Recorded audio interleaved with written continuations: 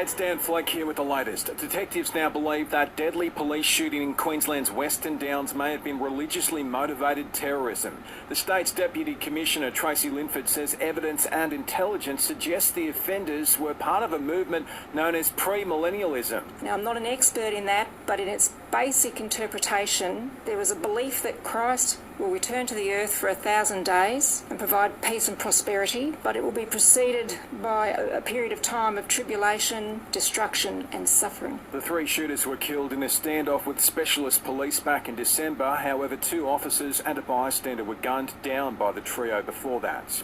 A bus driver facing negligent driving charges after allegedly hitting and killing a teenager at a school in Sydney's southwest yesterday has been granted bail. The woman's lawyer telling the court today investigations will be carried out into his client's medical state and possible malfunctions of the steering wheel and handbrake. The matter's been adjourned until April.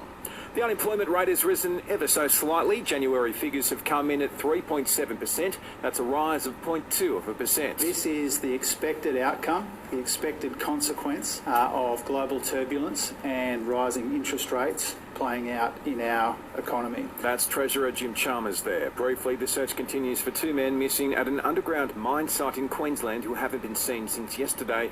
And NZ sent a request to Australia for help as recovery and clean-up efforts continue following the deadly effects of ex-cyclone Gabrielle. After this, there is no turning back. You sip the red can, the story ends. You sip the black can, you enter dreamland. And I show you just how good the truth can taste.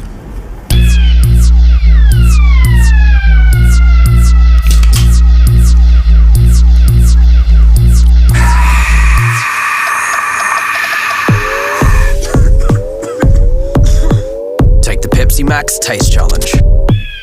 Another dusty spinning pitch is expected in tomorrow's second test between Australia and India in Delhi. Our selectors are considering multiple changes to the side after our heavy defeat in the series opener. Brad Haddon's told listeners Willow Talk there's one player that should be off limits despite a poor record in India. We're not dropping David Warner. There's no way in the world he's missing this test. I think we're going to see a different style. I think we're going to see the old David Warner where he'll live and die a bit. And the Matildas get their Cup of Nations campaign underway tonight against Czech Republic in Sydney. Selling the family home? Miller, Juan and John put you first. This is SAFM weather. A cool change coming late today in the Limestone coast, then 15 degrees overnight. Partly cloudy tomorrow for a top of 27. Want more local news?